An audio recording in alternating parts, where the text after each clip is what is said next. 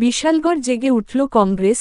সর্বভারতীয় কংগ্রেসের কর্মসূচির অঙ্গ হিসেবে রবিবার সকাল থেকে বিশালগড় বিধানসভা কেন্দ্রের অন্তর্গত পুরাথল রাজনগর এলাকায় ১ নম্বর বুথে প্রত্যেক বাড়িতে হর ঘর কংগ্রেস কর্মসূচি পালন করেন।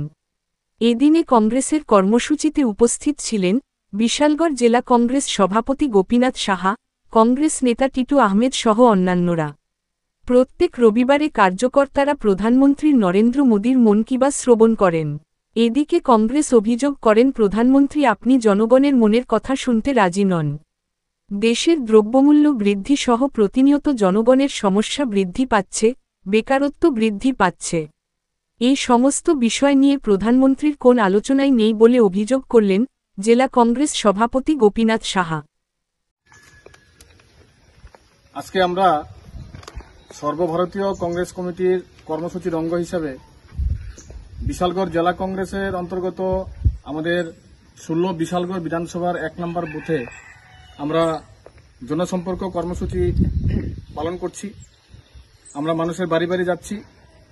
উদ্দেশ্য হচ্ছে দেশের প্রধানমন্ত্রী প্রতি মাসের শেষ রবিবারে উনি ওনার মন কি বাত, ওনার মনের কথা দেশের মানুষকে বলেন। আমাদের জাতীয় কংগ্রেস থেকে একটা লিফলেট আকারে মাননীয় প্রধানমন্ত্রীজি আপনি এবার জনগণের মনের কথা শুনুন, এই স্লোগানকে সামনে রেখে আমরা মানুষের বাড়ি বাড়ি যাচ্ছি।